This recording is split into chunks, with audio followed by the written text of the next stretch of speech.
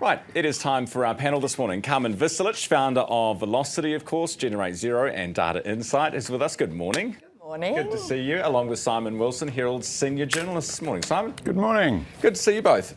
We just heard from the Prime Minister in terms of Auckland and getting that economy humming again.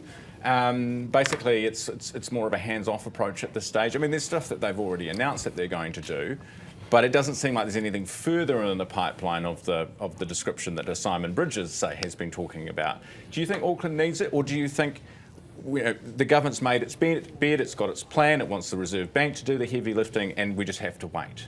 I think it's a combination of things, Ryan. Like, I think, we're seeing it with the discussions around international buyers being able to come and golden visas, and all those things bring more money to the pot, if you like, because I always think of it as a bowl of cash, and there's only so much in New Zealand, and if we want to spend money on retail, hospitality and tourism and things, we are an island, so we need to bring more.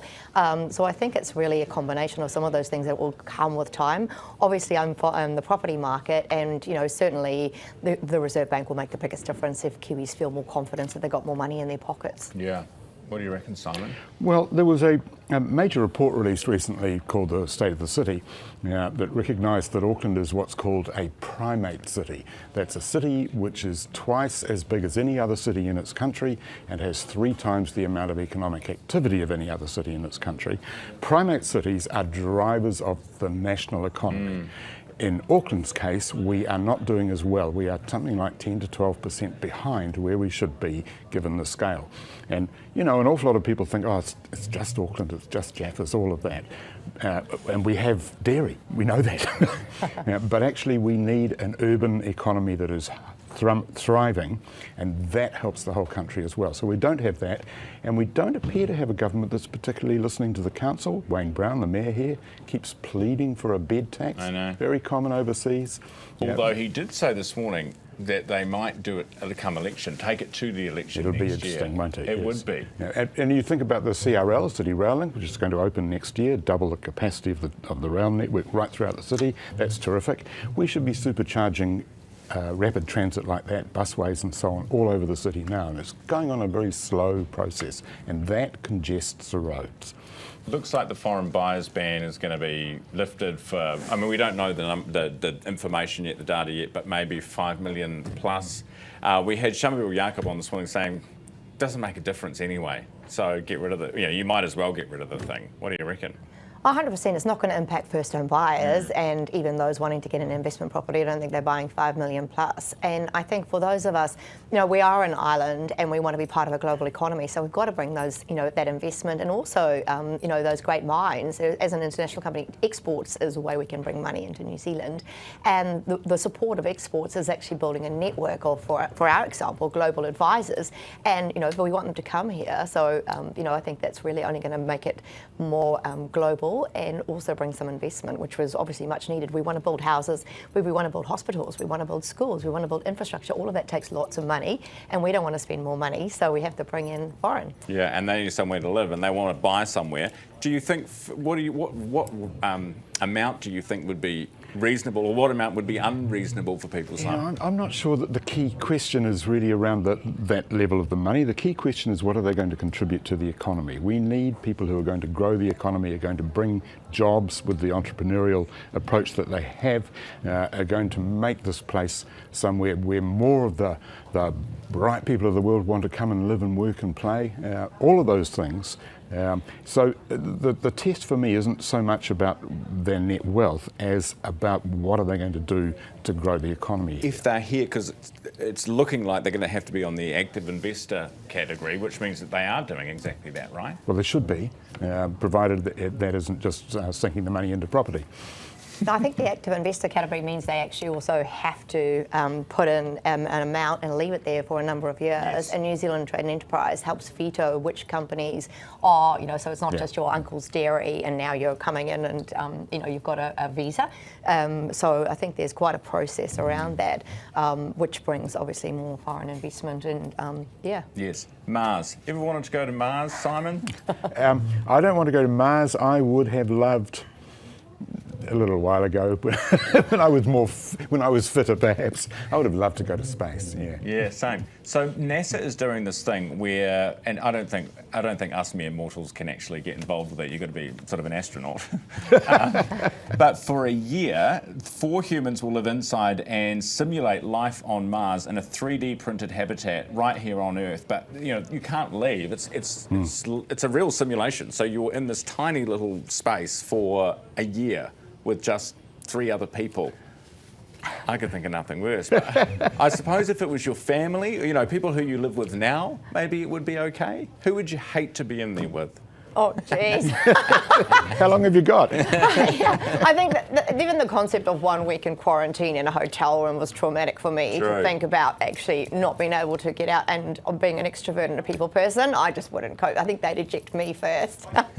Those things have gone badly when they've been tried before, but not always. I mean, it is possible. And the issue isn't really being shut up with people. It's in terms of who are those people.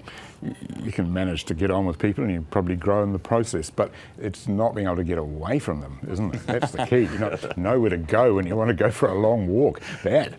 Yeah, and if you step outside, it's all over. So that's right. That's not an option. All right, we'll be back with our panel in just a few moments.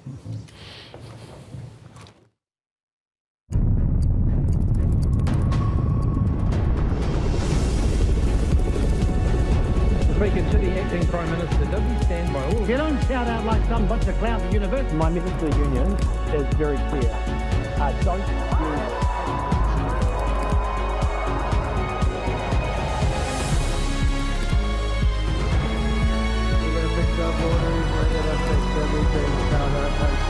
The New Zealand Herald, news worth knowing. When building for investment, it's important to find a team that you can trust. We decided to build the GJs because of the good quality that they always provide us. They help us throughout the whole process of getting the resource consent to the building consent, and their contracts are very easy to understand. We have built 4 houses with GJ Gardeners, and it's just easier every time we work with them. I'll definitely recommend GJs to all of my friends and family.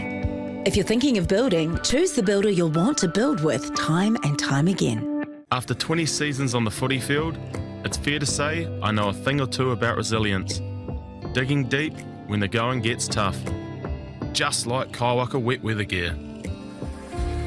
Kaiwaka's been in the game for 200 seasons.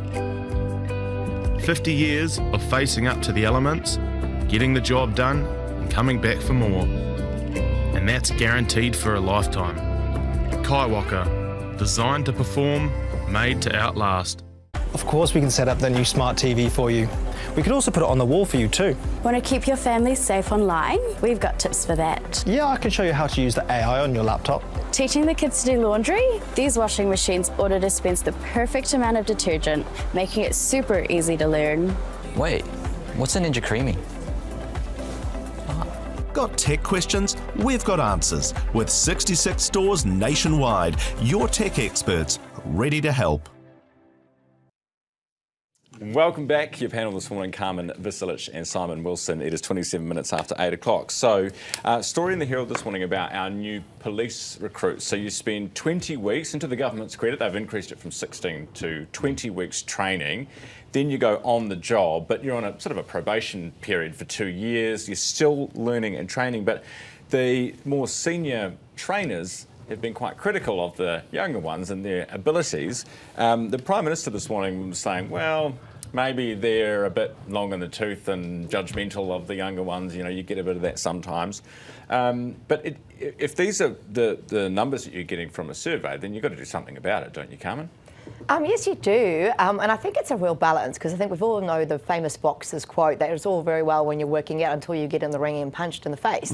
So, I really think it's a balance. And it does come down to the quality of the existing police, being able to take them on the job and upskill them and really get them set for success, just like in any business. So I think it's really a balance, because you don't want to do too much theory and then, people leave as soon as they get out into the force and you spend all the money training them. Yeah, good point. Yeah, the Prime Minister's comment about getting long in the tooth.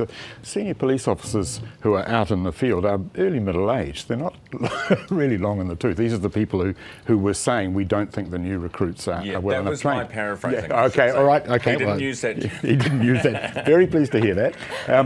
One of the things that struck me about Michael Morris' story in the Herald was that the recruits did well on shooting, on firearms, on driving fast cars, on that kind of activity. What they didn't do well on was paperwork, knowing how to arrest somebody properly, all the things that they do have to get right or the case will be thrown out of court. That's right. So it is pretty important. It's the evidential stuff, isn't yeah, it? It's not. Yeah. And everyone hates paperwork, but police have to do it. Yeah. Now, Fashion Week kicks off, New Zealand Fashion Week and Auckland kicks off today. Carmen, I hear there's a very exciting development you can announce for us this morning.